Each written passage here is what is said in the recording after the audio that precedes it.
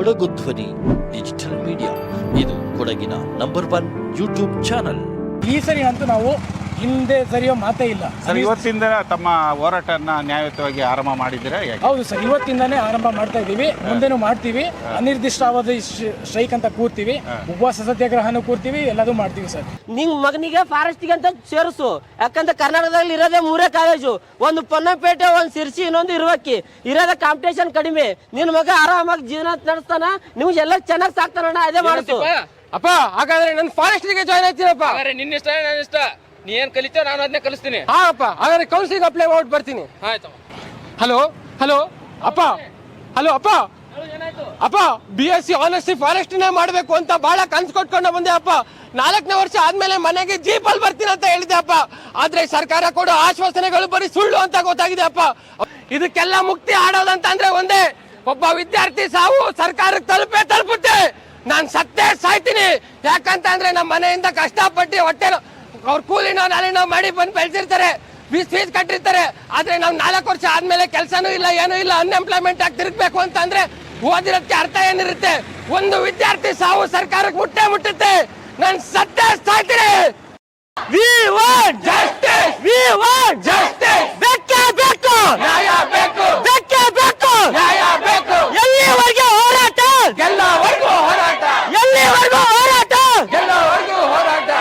ಕಾಡಿನ ಮಕ್ಕಳು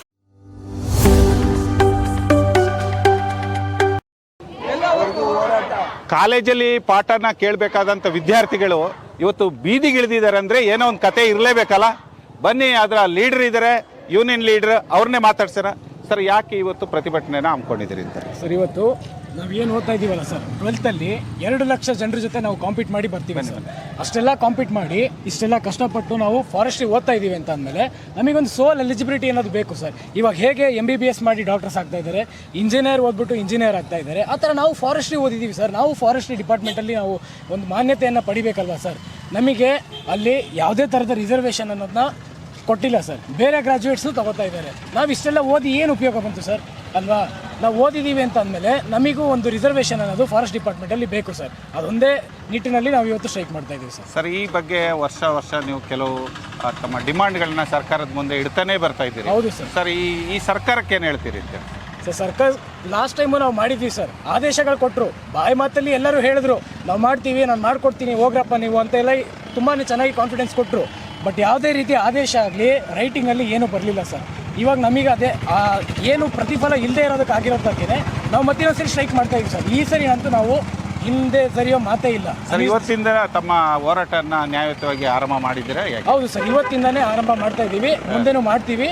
ಅನಿರ್ದಿಷ್ಟಾವಧಿ ಸ್ಟ್ರೈಕ್ ಅಂತ ಕೂರ್ತೀವಿ, ಉಪವಾಸ ಸತ್ಯಾಗ್ರಹನೂ ಕೂರ್ತೀವಿ, ಎಲ್ಲದೂ ಮಾಡ್ತೀವಿ ಸರ್. ಯಾವುದೇ ಕಾರಣಕ್ಕೂ ಹಿಂದೆ ಸರಿಯೋ ಮಾತೇ ಇಲ್ಲ ಸರ್. ಈ ಸರಿ ಸರ್, ನಿಮ್ಮದೇ ಆದಂಥ ಒಂದು ಸಚಿವರು ಇದ್ದಾರೆ, ಇದಕ್ಕಾದಂಥ ಒಂದು ಇಲಾಖೆ ಏನಿದೆ, ಆ ಸಚಿವರಿಗೆ ಏನು ಹೇಳ್ತೀರಿ? ಅವರು ಕೂಡ ಅಷ್ಟೇನೆ ಸರ್, ಆಶ್ವಾಸನೆ ಬಾಯಲ್ಲಿ ಎಲ್ಲರೂ ಕೊಡ್ತಾರೆ, ಯಾವುದೇ ರೀತಿಯ ಆದೇಶ ಅಂತೂ ಬಂದಿಲ್ಲ ಸರ್.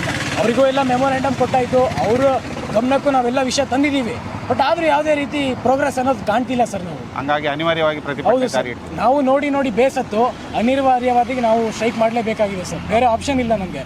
ಮನೇಲಿ ನಮಗೂ ಬೈತಾರೆ ಸರ್, ಇಷ್ಟೆಲ್ಲ ಕಷ್ಟಪಟ್ಟು ನೀನು ಫಾರೆಸ್ಟ್ರಿ ಮಾಡೋಕ್ಕೆ ಅಂತ ಹೋಗಿದ್ಯಾ, ನಾನು ನಿನಗೆ ಮೆಡಿಕಲ್ ಸೀಟ್ ಕೊಡಿಸ್ತಿದ್ದೆ, ಇಂಜಿನಿಯರಿಂಗ್ ಸೀಟ್ ಕೊಡಿಸ್ತಿದ್ದೆ, ಆದರೂ ನೀನು ಫಾರೆಸ್ಟ್ರಿ ಓದಬೇಕಂತಲೇ ಹೋದೆ.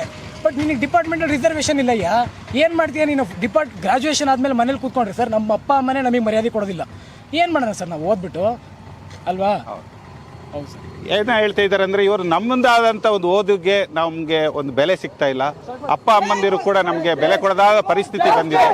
ಹೀಗಾಗಿ ನಾವು ಅನಿವಾರ್ಯವಾಗಿ ಪ್ರತಿಭಟನೆಯನ್ನು ಕೈಗೊಳ್ಳಲೇಬೇಕಾಗಿದೆ. ಆ ನಿಟ್ಟಿನಲ್ಲಿ ನಾವು ಹೋರಾಟ ಆರಂಭ ಮಾಡಿದ್ದೀವಿ. ಅನಿರ್ದಿಷ್ಟವಾಗಿ ನಾವು ಹೋರಾಟವನ್ನು ಕೈಗೊಳ್ತಾ ಇದ್ದೀವಿ. ಜೊತೆಗೆ ಸರ್ಕಾರಗಳು ಪ್ರತಿ ಬಾರಿ ನಮಗೆ ಒಂದು ರೀತಿಯ ಆಶ್ವಾಸನೆಗಳನ್ನ ಕೊಡ್ತಾ ಬರ್ತಾ ಇದೆ. ಆದರೆ ಯಾವುದೇ ರೀತಿಯ ಕಾನ್ಫಿಡೆನ್ಸನ್ನು ನಮ್ಗೆ ಇಲ್ಲಿವರೆಗೆ ಕೊಟ್ಟಿಲ್ಲ, ಆದೇಶ ಆಗಿಲ್ಲ. ಆ ನಿಟ್ಟಿನಲ್ಲಿ ನಾವು ಬೀದಿಗಿಳಿದಿದ್ದೀವಿ, ಹೋರಾಟ ಮಾಡ್ತಿದ್ದೀವಿ ಅಂತೇಳಿ ಅರಣ್ಯ ಮಹಾವಿದ್ಯಾಲಯ ಪೊನ್ನಂಪೇಟೆ ವಿದ್ಯಾರ್ಥಿಗಳು ಈ ರೀತಿಯ ಪ್ರತಿಭಟನೆಯನ್ನು ಮಾಡ್ತಾ ಇದ್ದಾರೆ.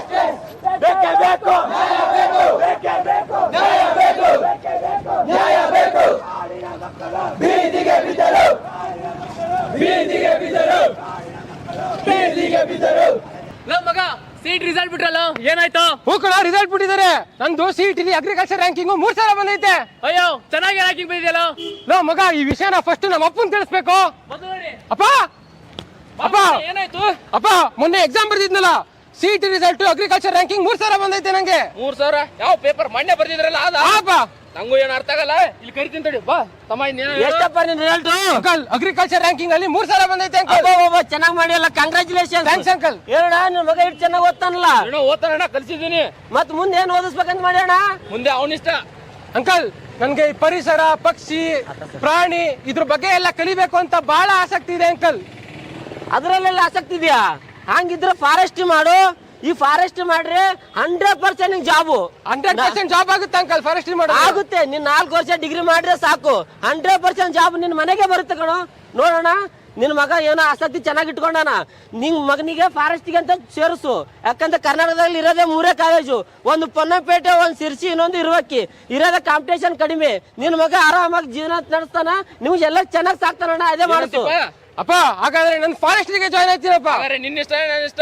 ನೀ ಏನ್ ಕಲಿತೋ ನಾನು ಅದನ್ನೇ ಕಲಿಸ್ತೀನಿ. ಹಾ ಅಪ್ಪ, ಹಾಗಾದ್ರೆ ಕೌನ್ಸಿಲಿಂಗ್ ಅಪ್ಲೈ ಮಾಡ್ಬಿಟ್ಟು ಬರ್ತೀನಿ. ಆಯ್ತಮ್ಮ. ಹಾಯ್ ದರ್ಶನ್. ಹಾಯ್ ವಿಕಾಸ್, ಚೆನ್ನಾಗಿದ್ದೀನಿ. ಏನ್ ಮಾಡ್ತಾ ಇದೀಯೋ? ಕೌನ್ಸಿಲಿಂಗ್ ರಿಸಲ್ಟ್ ನೋಡ್ತಿದ್ದೆ ಕಣೋ. ಹೌದಾ?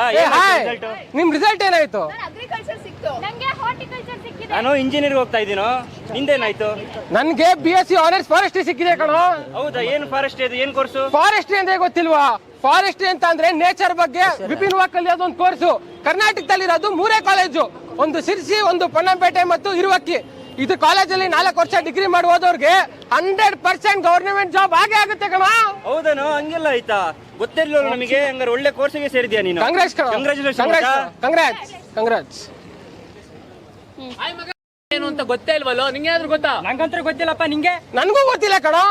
ನಿಮಗೆ ಗೊತ್ತಾ? ಇಲ್ಲ, ನಮಗೂ ಗೊತ್ತಿಲ್ಲ. ನಮಗೂ ಗೊತ್ತಿಲ್ಲ, ನಿಮ್ಗೂ ಗೊತ್ತಿಲ್ಲ. ಹಾಗಾದ್ರೆ ಯಾರನ್ನಾದ್ರೂ ಕೇಳಿ ತಿಳ್ಕೊಳ್ಳೋಣ. ಬನ್ನಿ. ಅಕ್ಕ, ನಾವು BSc ಆನರ್ಸ್ ಫಾರೆಸ್ಟ್ರಿಗೆ ಬಂದು ಆಲ್ಮೋಸ್ಟ್ 1 ವರ್ಷ ಆಗ್ತಾ ಬರ್ತಿದೆ. ಸೀನಿಯರ್ಸ್ ನಮ್ಗೆ ಜಾಬ್ ಬಗ್ಗೆ ಆಗ್ಲಿ, ವಿಷಯ ಆಗ್ಲಿ ಫಸ್ಟ್ ಇವಾಗ ನಮ್ಗೆ ಹೇಳ್ಕೊಡ್ಬೇಕಾಗಿದೆ. ಸ್ವಲ್ಪ ತಿಳಿಸ್ಕೊಡಿ. ನೋಡಿ, ಕೇಳಿ ಇಲ್ಲಿ. ನಾವು ಇಲ್ಲಿ 2003ರಲ್ಲಿ ನಮಗೆ RF ಮತ್ತೆ ACF ಹುದ್ದೆಗಳಿಗೆ ಮೀಸಲಾತಿ ಸಿಕ್ಕಿತ್ತು. 2012ರಲ್ಲಿ ನಮ್ಮ ಸೀನಿಯರ್ ಸ್ಟ್ರೈಕ್ ಇಂದ ಆಗಿ ನಮಗೆ 50% ಇದ್ದಿದ್ದಂತ RF ಹುದ್ದೆ 75%ಗೆ ಇನ್ಕ್ರೀಸ್ ಆಯ್ತು. ಅದಾದ ನಂತರ ಮತ್ತೆ 2019ಕ್ಕೆ ಬಂದಾಗ ಅದೇ 75% ಇದ್ದಿದ್ದ ಹುದ್ದೆನ 50%ಗೆ ಮತ್ತೆ ಕಡಿತ ಮಾಡಿದ್ದಾರೆ. ಇದಾದ ನೆಕ್ಸ್ಟ್ 2024ಕ್ಕೆ ಕೆಲವು ವರದಿಗಳ ನಂತರ ಸ್ವಲ್ಪ ಸ್ಟೂಡೆಂಟ್ಸ್ ಏನ್ ಮಾಡಿದ್ರು, ಸ್ಟ್ರೈಕ್ ನ ಮಾಡಿದ್ರು. ಈ ಗವರ್ಮೆಂಟ್ ಏನ್ ಮಾಡ್ತಂತ ಅಂದ್ರೆ ಬರೀ ಆಶ್ವಾಸನೆ ಕೊಡ್ತಾ ಹೊರತು ಆದೇಶವಾಗಿ ಏನೂ ಹೊರಟಿಲ್ಲ. ಹಿಂಗೆ ನಿಮ್ಗೆ ಮುಂದೆ ಹೊರದ್ರೆ ನಿಮ್ಗೇನು ಮುಂದೆ ರಿಸರ್ವೇಶನ್ ಆಗ್ಲಿ, ಜಾಬ್ ಆಗ್ಲಿ ಏನೂ ಸಿಗಲ್ಲ. ನೀವು ಯೋಚನೆ ಮಾಡಿ ಮುಂದೆ ನಿರ್ಧಾರ ತಗೊಳ್ರಪ್ಪ. ಏನು ಇದು ಹಿಂಗಾಗೋಯ್ತಲ್ಲೋ? ನೋಡಿ, ನಾವು 4 ಇಯರ್ಸ್ ಫಾರೆಸ್ಟ್ರಿಯಲ್ಲಿ ನಮ್ಮ ಫಾರೆಸ್ಟ್ ರಿಲೇಟೆಡ್ 64 ಸಬ್ಜೆಕ್ಟ್ಸ್ ಗಳನ್ನ ಕಲ್ತಿರ್ತೀವಿ. ಅಷ್ಟೇ ಅಲ್ಲ, ಅಗ್ರಿಕಲ್ಚರ್ ಕೋರ್ಸಸ್ ಕೂಡ ಕಲ್ತಿರ್ತೀವಿ. ಅಷ್ಟೇ ಅಲ್ಲ, ನಾವು ಹಾರ್ಟಿಕಲ್ಚರ್ ಕೋರ್ಸಸ್ ಕೂಡ ಕಲ್ತಿರ್ತೀವಿ. ಆದ್ರೂ ನಮಗೆ ರಿಸರ್ವೇಶನ್ಸ್ ಇಲ್ಲ. ಯಾಕೆ? ಅಷ್ಟೇ ಅಲ್ಲ, ನಾವು ಫೈನಲ್ ಇಯರ್ ಅಲ್ಲಿ ಫಾರೆಸ್ಟ್ ಪ್ಲೇಸ್ಮೆಂಟ್ ಅಂತ ಹೋಗ್ಬಿಟ್ಟು ಟೈಗರ್ ಸೆನ್ಸ್ ಆಗಿರ್ಬೋದು, ಎಲಿಫೆಂಟ್ ಸೆನ್ಸ್ ಆಗಿರ್ಬೋದು, ಅಥವಾ ಇತರೆ ಸರ್ವೆಗಳಾಗಿರ್ಬೋದು, ಎಲ್ಲ ಡಿಪಾರ್ಟ್ಮೆಂಟ್ ಅವ್ರ ಜೊತೆ ಕೂಡಿ ಪ್ರಾಕ್ಟಿಕಲ್ ಆಗಿ ಎಲ್ಲ ಕಲ್ತಿರ್ತೀವಿ. ಆದ್ರೂ ನಮ್ಗೆ ರಿಸರ್ವೇಶನ್ ಇಲ್ಲ. ಯಾಕೆ? ಅದಲ್ಲದೆ ನಾವು ಫಾರೆಸ್ಟ್ರಿ ಸ್ಟೂಡೆಂಟ್ಸ್ ಎಕ್ಸ್ಟ್ರಾ ಆಕ್ಟಿವಿಟೀಸ್ ಅಂತ ಹಾರ್ಡ್ ವರ್ಕ್ ಕಲ್ತಿರ್ತೀವಿ, ಐಡೆಂಟಿಫಿಕೇಶನ್ ಕಲ್ತಿರ್ತೀವಿ, ಆಕ್ಟಿಂಗ್ ಕೂಡ ಕಲ್ತಿರ್ತೀವಿ. ಆದ್ರೂ ನಮ್ಗೆ ರಿಸರ್ವೇಶನ್ ಇಲ್ಲ. ಯಾಕೆ? ಅಷ್ಟೇ ಅಲ್ಲ, ಕರ್ನಾಟಕ ಸರ್ಕಾರ ಅರಣ್ಯ ಅಂದ್ರೆ ಅದು, ಅರಣ್ಯ ಆದ್ರೆ ಕಾಡು ಉಳಿಸಿ ನಾಡು ಬೆಳೆಸಿ ಅಂತ BSc ಆನರ್ಸ್ ಫಾರೆಸ್ಟ್ರಿ ಒಂದು ಫಾರೆಸ್ಟ್ರಿ ಕಾಲೇಜನ್ನು ಓಪನ್ ಮಾಡುತ್ತೆ. ಅದಕ್ಕೆ ನಾವೆಲ್ಲ ಪ್ರತಿ ವರ್ಷ ಅಡ್ಮಿಷನ್ ಆಗ್ತೀವಿ. 4 ವರ್ಷ ಸೈಂಟಿಫಿಕ್ ಆಗಿ ಇದ್ರ ಬಗ್ಗೆ ಸ್ಟಡಿ ಮಾಡಿರ್ತೀವಿ. ಆದ್ರೂ ನಮ್ಗೆ ಜಾಬ್ ಅಲ್ಲಿ ರಿಸರ್ವೇಶನ್ ಇಲ್ಲ. ಯಾಕೆ? ಅಗ್ರಿಕಲ್ಚರ್ ಮುಗಿಸೋರು ಅಗ್ರಿಕಲ್ಚರ್ ಆಫೀಸರ್ ಆಗ್ತಾರೆ, ಹಾರ್ಟಿಕಲ್ಚರ್ ಮುಗಿಸೋರು ಹಾರ್ಟಿಕಲ್ಚರ್ ಆಫೀಸರ್ ಆಗ್ತಾರೆ, ಫಾರೆಸ್ಟ್ ಮುಗಿಸೋರು ನಾವು ಫಾರೆಸ್ಟ್ ಆಫೀಸರ್ ಆಗಲ್ಲ. ಯಾಕೆ? ಇಷ್ಟೆಲ್ಲ ನೋಡ್ಕೊಂಡು ಕೂತ್ಕೊಂಡ್ರೆ ಏನೂ ಆಗಲ್ಲ. ನಾವೆಲ್ಲ ಇದು ಹೋರಾಟ ಮಾಡಲೇಬೇಕು. ಹೌದು, ಹೋರಾಟ ಮಾಡಲೇಬೇಕು.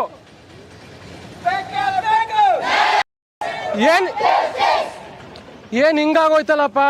ಮನೇಲಿ ಏನೇನೋ ಕನ್ಸಿಟ್ಕೊಂಡ್ ಬಂದಿದ್ರು. ಏನ್ ಮಾಡೋದು, ಏನ್ ಕತೆ ಅಂತ ಹೇಳು. ಏನ್ ತೆಗಿ ಮಾಡ್ಕೊಂಡಿದ್ಯಾ ಮಕ್ಕ? ಮನೇಲಿ BSc ಆನರ್ಸ್ ಫಾರೆಸ್ಟ್ರಿ ಓದ್ತೀನಪ್ಪ. ನಿನ್ ಲಾಸ್ಟ್ 4 ವರ್ಷ ಆದ್ಮೇಲೆ ಜೀಪಲ್ಲಿ ಬರ್ತೀನಿ ಅಂತ ಹೇಳಿದಿನೋ. ಈಗ ಸರ್ಕಾರ ಈಗ ತಗೊಂಡ್ರೆ ಕ್ರಮಕ್ಕೆ ನಾನು ಏನ್ ಮಾಡ್ಲಿ ಅಂತ ಅಸಹಾಯಕನಾಗಿ ಕೂತ್ಬಿಟ್ಟಿದ್ದೀನೋ. ಮತ್ತೆ ನನಗೆ BSc ಹೋದ್ರೆ ಅದಾಗುತ್ತೆ, ಗೌರ್ಮೆಂಟ್ ಜಾಬ್ ಆಗುತ್ತೆ ಎಂದೆ. 4 ವರ್ಷ ಆದ್ಮೇಲೆ ಆಫೀಸರ್ ಆಗ್ತೀನಿ ಎಂದೆ. ಮತ್ತೆ ಏನು ಹಿಂಗಂತೀಯ ನೀನು? ಏನ್ ಮಾಡ್ಕೊಂಡ ನೀನು? ಯಾವ ಕೋರ್ಸಿಗೆ ಹೋದ ನೀನು? ನಾನು ಹೇಳ್ದೆ ತಾನೆ ಇಂಜಿನಿಯರಿಂಗ್ ಬಾ ಅಂತ. ಏನ್ ಕೋದೆ ನೀನಲ್ಲಿ? ಈಗ ನಿನ್ನ ಜೀವನ ನಿನ್ನ ಹಣೆ ಬರ, ಏನಾರ ಮಾಡ್ಕೊ. ನಾವೆಂಗ ನೋಡು, 2 ವರ್ಷ ಆದ್ಮೇಲೆ ನನಗೆ ಕೆಲಸ ಸಿಗುತ್ತೆ, ಆರಾಮಾಗಿ ಹೋಗ್ತೀನಿ. ನಿಂದೇನೀಗ? ನಿನ್ನ ಹಣೆ ಬರನಪ್ಪ. ನಾವು ಹೇಳೋವಷ್ಟು ಹೇಳಿದ್ವಿ, ನೀನೇನು ಮಾಡ್ಕೊಳ್ಳಿಲ್ಲ. ಸರಿ, ನೀನು ನೋಡ್ಕೊಂಡು ನಿಂದೇನು? ಅಯ್ಯೋ, ಸೆಕೆಂಡ್ PU ಬರ್ದಿ ಅದರಲ್ಲೂ ಚೆನ್ನಾಗಿ ಮಾರ್ಕ್ಸ್ ತಗೊಂಡು CET ಬರ್ದಿ ಅದರಲ್ಲೂ ಚೆನ್ನಾಗಿ ರ್ಯಾಂಕಿಂಗ್ ತಗೊಂಡು ಆನೆಸ್ಟ್ BSc ಆನೆಸ್ಟ್ ಫಾರೆಸ್ಟ್ರಿನೇ ಮಾಡಬೇಕು, ನೇಚರ್ ಬಗ್ಗೆ ಕಲಿಬೇಕು, ಅರಣ್ಯ ಸಂಪತ್ತನ್ನ ಉಳಿಸ್ಬೇಕು ಅಂತ ಇಷ್ಟು ಕಷ್ಟಪಟ್ಟು ಬಂದ್ರೆ 700-800 ಕಿಲೋಮೀಟರ್ ಇಂದ ಬಂದಿರ್ತೀವಿ. ತಂದೆ ತಾಯಿಗಳು ಅವ್ರ ಹೊಟ್ಟೆ ಬಟ್ಟೆ ಕಟ್ಟಿ ಅವ್ರ ಸಾಲ ಸೂಲ ಮಾಡಿ ನಮ್ಮನ್ನ BSc ಆನೆಸ್ಟ್ ಫಾರೆಸ್ಟ್ರಿಗೆ 4 ವರ್ಷ ಓದಿಸ್ತಾರೆ. ಆದ್ರೆ ನಮ್ಗೆ ಈ ಗವರ್ನಮೆಂಟ್ ಮಾಡ್ತಾ ಇರೋ ಅನ್ಯಾಯನ ಕೇಳಕ್ ಯಾರು ಇಲ್ಲ. ಇದನ್ನ ಕೇಳ್ಬೇಕಂತ ಅಂದ್ರೆ ನಾವು ಮುಗಿಲ್ ಹೇಳಲೇಬೇಕು. ಇದಕ್ಕೆ ಈ ವಿಷಯನ ಫಸ್ಟ್ ನಮ್ಮ ತಂದೆ ತಿಳಿಸ್ಬೇಕು. ಹಲೋ ಅಪ್ಪ, ಅಪ್ಪ BSc ಆನೆಸ್ಟ್ ಫಾರೆಸ್ಟ್ನೇ ಮಾಡಬೇಕು ಅಂತ ಬಹಳ ಕನ್ಸು ಕೊಟ್ಕೊಂಡು ಬಂದೆ ಅಪ್ಪ. 4ನೇ ವರ್ಷ ಆದ್ಮೇಲೆ ಮನೆಗೆ ಜೀಪಲ್ಲಿ ಬರ್ತೀನಿ ಅಂತ ಹೇಳಿದೆ ಅಪ್ಪ. ಆದ್ರೆ ಸರ್ಕಾರ ಕೊಡೋ ಆಶ್ವಾಸನೆಗಳು ಬರೀ ಸುಳ್ಳು ಅಂತ ಗೊತ್ತಾಗಿದೆ ಅಪ್ಪ. ಅವ್ರು ಏನು ಆದೇಶ ಹೊಡೆದೆ ನಮ್ಮಂತ ಅರಣ್ಯ ವಿದ್ಯಾರ್ಥಿಗಳಿಗೆ ಈ ತರ ಮೋಸ ಮಾಡ್ತಿದ್ರಪ್ಪ. ಏನ್ ಮಾಡೋದು ಅಂತಾನೆ ಗೊತ್ತಾಗ್ತಾ ಇಲ್ಲ ಅಪ್ಪ. ಬಹಳ ಅಸಹಾಯಕ ಸ್ಥಿತಿ ನಿಲ್ಲಿದ್ದೀನಪ್ಪ. ಏನಪ್ಪ ಮಗನೇ, ಏನ್ ಹೇಳ್ತಿದ್ಯಾ ನೀನು? ನಾನು ನಿನ್ ಮೇಲೆ ಎಷ್ಟೊಂದು ಆಸೆ ಇಟ್ಕೊಂಡಿದ್ದೆ, ನಾನು ನಂಬಿದ್ದೆ. ಈಗ ನೀನು ಈ ತರ ಹೇಳ್ತಿದ್ಯಾ, ನಾನು ಏನ್ ಮಾಡ್ಬೇಕು? ನಾನು ನಿನ್ನ ಸಾಲ ಸೂಲ ಮಾಡಿ ಮನೆಯಲ್ಲಿ ಹೇಳ್ತಿದ್ದೆ, ಊರೆಲ್ಲ ಹೇಳ್ತಿದ್ದೆ. ನೀನು DRF ಆಫೀಸರ್ ಆಗಿ ದೊಡ್ಡ ಆಫೀಸರ್ ಆಗಿ ಮನೆಗೆ ಬರ್ತೀಯ, ಕಾರ್ ಗಾಡಿ ಜೀಪಲ್ಲಿ ಬರ್ತೀಯ ಅಂತ ಹೇಳಿದ್ರೆ ನೀನೇನು ಈ ತರ ಮನೆ ಜವಾಬ್ದಾರಿ ಎಲ್ಲ ನಿನ್ ಮೇಲೆ ಇದೆ. ನಿಮ್ಮ ತಂಗಿ ಕೂಡ ಮದುವೆ ಕೂಡ ನೀನೇ ಮಾಡ್ಬೇಕು. ಈಗ ನೀನು ನೋಡಪ್ಪ, ನೀನೇ ಏನು ಮಾಡ್ತೀಯ ಮಾಡು. ಹಲೋ, ಪ್ರತಿ ವರ್ಷನೂ ಕರ್ನಾಟಕ ಅರಣ್ಯ ಇಲಾಖೆಯಲ್ಲಿ ನಮ್ಗೆ ಆಗ್ತಿರೋ ಅನ್ಯಾಯನ ಖಂಡಿಸಿ ಇದ್ರ ಬಗ್ಗೆ ಬುಗಿಲ್ ಹೇಳ್ಬೇಕು ಅಂತಂದ್ರೆ ನಾವು ಬುಗಿಲ್ ಹೇಳಬೇಕು. ಕರ್ನಾಟಕ ಅರಣ್ಯ ವಿದ್ಯಾರ್ಥಿಗಳು ಸರ್ಕಾರಕ್ಕೆ ಮುಟ್ಬೇಕು ಅಂತಂದ್ರೆ ನಾವು ಸ್ಟ್ರೈಕ್ ಮಾಡ್ಲೇಬೇಕು. ಇದಕ್ಕೆಲ್ಲ ಮುಕ್ತಿ ಆಡೋದಂತಂದ್ರೆ ಒಂದೇ, ಒಬ್ಬ ವಿದ್ಯಾರ್ಥಿ ಸಾವು ಸರ್ಕಾರಕ್ಕೆ ತಲುಪುತ್ತೆ. ನಾನು ಸತ್ತೇ ಸಾಯ್ತೀನಿ. ಯಾಕಂತಂದ್ರೆ ನಮ್ಮ ಮನೆಯಿಂದ ಕಷ್ಟಪಟ್ಟು ಹೊಟ್ಟೆ ಅವ್ರ ಕೂಲಿನೋ ನಾಲಿನೋ ಮಾಡಿ ಬಂದು ಬೆಳೆಸಿರ್ತಾರೆ, ಫೀಸ್ ಕಟ್ಟಿರ್ತಾರೆ. ಆದ್ರೆ ನಾವು 4 ವರ್ಷ ಆದ್ಮೇಲೆ ಕೆಲಸನೂ ಇಲ್ಲ, ಏನೂ ಇಲ್ಲ, ಅನ್ಎಂಪ್ಲಾಯ್ಮೆಂಟ್ ಆಗಿ ತಿರುಗಬೇಕು ಅಂತಂದ್ರೆ ಓದಿರೋದಕ್ಕೆ ಅರ್ಥ ಏನಿರುತ್ತೆ?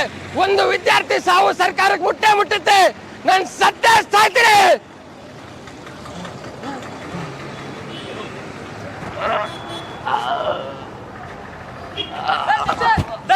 ಏನಾಯ್ತು? ಏನೋ ಮಾಡ್ಕೊಂಡೆ? ಬರ್ರೋ ಎಲ್ರು. ಏನಾಯ್ತು?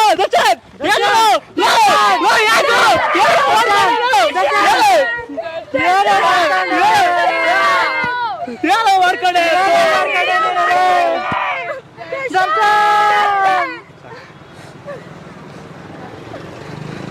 ನೋಡಿ, 4 ವರ್ಷ ಡಿಗ್ರಿ ಓದ್ಬಿಟ್ಟು ಇಷ್ಟು ದೊಡ್ಡವರಾದ್ಮೇಲೂ ತಂದೆ ತಾಯಿ 15 ವರ್ಷಗಳ ಕಾಲ ಏನೋ ನನ್ನ ಮಗ ಕಲಿತಾನೆ, ಏನೋ ಜಾಬ್ ಮಾಡ್ತಾನೆ ಅಂತೇಳಿ ಕಷ್ಟಪಟ್ಟು ಸಾಲ ಸೂಲ ಆದ್ರೂ ಮಾಡಿ, ನಾನು ಎಷ್ಟೇ ಬಡವರಿದ್ರು ಕೂಡ ಅವ್ನು ನನ್ನ ಮಗ ಓದಿ ನನಗೆ ಮುಂದೆ ಸಾಕ್ತಾನೆ ಅಂತೇಳಿ ಏನೋ ಕನಸು ಕಟ್ಕೊಂಡು ಕಲ್ಸಿದ್ರೆ ಈ ತರ ಕಲ್ಸಿರ್ತಾರೆ. ಆದ್ರೆ ಈ ಡಿಗ್ರಿಗೆ ಬಂದ್ಬಿಟ್ಟು 4 ವರ್ಷ ಓದ್ಬಿಟ್ಟು ಸೈಂಟಿಫಿಕ್ ಆಗಿ ಓದ್ಬಿಟ್ಟು ದುಡ್ಡೆಲ್ಲ ಖರ್ಚು ಮಾಡಿ ಏನು ಜಾಬ್ ಕೊಡ್ಲಾರ್ದೆ ತನ್ನ ತಂದೆ ತಾಯಿಗಳನ್ನ ಕಷ್ಟಗಳನ್ನ ಹೆಂಗ ಅವ್ರು ಈಡೇರಿಸ್ಬೇಕಂತೇಳಿ ಅವನ್ನೆಲ್ಲ ಮನಸ್ತಾಪ ಮಾಡ್ಕೊಂಡು ಈ ತರ ಪ್ರಾಣಗಳು ಹೋಗ್ತಿದ್ದೇವೆ. ಇದಕ್ಕೆಲ್ಲ ಹೆಂಗ್ ಮಾಡಬೇಕು? ನಮ್ಮ ಸರ್ಕಾರಕ್ಕೆ ಗೊತ್ತಾಗಬೇಕು. ಇದಕ್ಕಾಗಿನೇ ನಮಗೆ ನಾವು 4 ವರ್ಷದಲ್ಲಿ 3444 ಗಂಟೆಗಳ ಕಾಲ ಥಿಯರಿ ಮತ್ತು ಪ್ರಾಕ್ಟಿಕಲ್ ಆಗಿ ನಾವು ಕಲ್ತಿರ್ತೀವಿ, ಸೈಂಟಿಫಿಕ್ ಆಗಿ ಕಲ್ತಿರ್ತೀವಿ. 4ನೇ ವರ್ಷದಲ್ಲಿ ನಾವು ರಾವೆ ಅಂತ ಹೋಗ್ಬಿಟ್ಟು ಫಾರೆಸ್ಟ್ ಪ್ಲೇಸ್ಮೆಂಟ್ ಅಲ್ಲಿ ನಮ್ಮ ಜೀವನ ಒತ್ತೆ ಇಟ್ಟು ಏನಾದ್ರೂ ನಮ್ಗೆ ನಾವೇ ಹೊಣೆಗಾರಿಕೆ ಅಂತ ನಾವೇ ಕಲ್ತಿರ್ತೀವಿ. ಆದ್ರೂ ನಮ್ ಕಷ್ಟ ಕೇಳೋರು ಯಾರು ಇಲ್ಲ. ಯಾರು ಇವಾಗ ಟ್ರೈನಿಂಗ್ ಅಲ್ಲಿ ಅವರು 18 ತಿಂಗಳು ಕಲ್ತ್ರೆ ನಾವು ಅದ್ರ 3 ಪಟ್ಟು ನಾವು ಕಲ್ತಿರ್ತೀವಿ. ಆದ್ರೂ ನಮ್ ಡಿಗ್ರಿ ಅವ್ರಿಗೆ ನಾವು ಮರ್ಯಾದಿಲ್ಲ. ಇಷ್ಟು ಕಲ್ತಿರೋ ನಮ್ಗೆ ಏನು ವ್ಯಾಲ್ಯೂ ಇಲ್ವಾ? ಯಾಕೆ ನೋಡಿ, ಇವತ್ತು ಅವನ ಪರಿಸ್ಥಿತಿ ಹಿಂಗಾಗಿದೆ, ಮುಂದೆ ಎಲ್ಲರ ಪರಿಸ್ಥಿತಿ ಹಂಗಾಗುತ್ತೆ. 2018ರಿಂದ ಯಾವುದೇ ಡೈರೆಕ್ಟ್ ರಿಕ್ರೂಟ್ಮೆಂಟ್ ಇಲ್ಲ ನಮ್ಮ ಫಾರೆಸ್ಟ್ ಅವರಿಗೆ. ಯಾರು ಇಲ್ಲ ಅಂದ್ರೆ 2000-3000 ಜನಗಳು ವಿದ್ಯಾರ್ಥಿಗಳು ಇವತ್ತು ಎಲ್ಲರೂ ನಿರುದ್ಯೋಗವಾಗಿ ಮನೆಯಲ್ಲಿದ್ದಾರೆ. ಎಷ್ಟೋ ಜನ ಬಡತನದಿಂದ ಬಡವರಲ್ಲಿ ಅದಾರೆ. ಅವರೆಲ್ಲ ಕಷ್ಟ ಕೇಳೋರು ಯಾರು? ಇದು ಗೌರ್ಮೆಂಟ್ಗೆ ಅರ್ಥ ಆಗ್ತಿಲ್ವಾ? ನೋಡಿ, ಅವನು 15 ವರ್ಷಗಳ ಕಾಲ ಏನೋ ಸಾಲ ಸೂಲ ಮಾಡಿ ಸಾಲಿ ಕಲ್ತರು ಕೂಡ ಅವನು ಇವಾಗ ಭೂಮಿ ಪಾಲಾದ. ಇದಕ್ಕೆ ನಮಗೆ ಪ್ರತಿಫಲ ಅನ್ನೋದೇ ಸಿಗ್ತಿಲ್ಲ. ಕಳೆ ಬರ ಕೇಳೋರ್ಯಾರಯ್ಯೋ, ಇಲ್ಲಿ ನೋಡೋರ್ಯಾರಯ್ಯೋ, ಉಳವರುಂಡು ಬಡವ ನೋವಯ್ಯೋ, ನಮ್ಮದು ಬರೀ ನೋವಯ್ಯೋ, ನಮ್ಮದು ಬರೀ ನೋವಯ್ಯೋ, ನಮ್ಮದು. ಒಬ್ಬನ ಪರಿಸ್ಥಿತಿ ಹಿಂಗಾಗೈತೆ, ಮುಂದೆ ಇನ್ನ ಎಷ್ಟು ಜನ ಸ್ಟೂಡೆಂಟ್ಸ್ ಪರಿಸ್ಥಿತಿ ಹಿಂಗೆ ಆಗುತ್ತಾ ಗೊತ್ತಿಲ್ಲ, ಎಷ್ಟು ಕುಟುಂಬಗಳು ಬೀದಿ ಬೀಳುತ್ತೆ ಅನ್ನೋದು ಗೊತ್ತಿಲ್ಲ. ಈ ಸರ್ಕಾರ ಇನ್ನ ಏನ್ ನೋಡ್ತಾ ಇದೆ? ಮೀಸಲಾತಿನ ಕಡಿತ ಮಾಡ್ಕೊಂಡು ಕೂತ್ರೆ ನೆಕ್ಸ್ಟ್ ಬರೋ ಸ್ಟೂಡೆಂಟ್ಸ್ಗಳಿಗೆ ಏನ್ ಕೋರ್ಸ್ ಅಂತ ಕೊಡ್ತಾರೆ?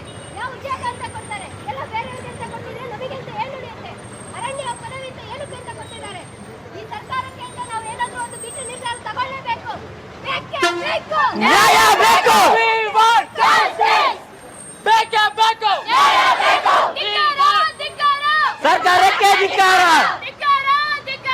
ಸರ್ಕಾರಕ್ಕೆ ಧಿಕ್ಕಾರ. ಅಯ್ಯೇ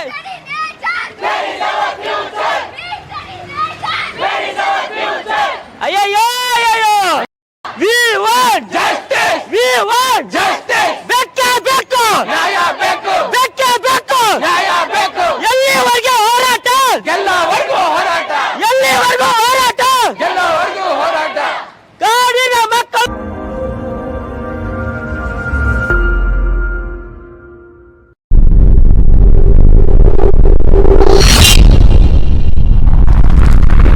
ಕೊಡಗು ಧ್ವನಿ ಡಿಜಿಟಲ್ ಮೀಡಿಯಾ, ಇದು ಕೊಡಗಿನ ನಂಬರ್ 1 ಯೂಟ್ಯೂಬ್ ಚಾನಲ್.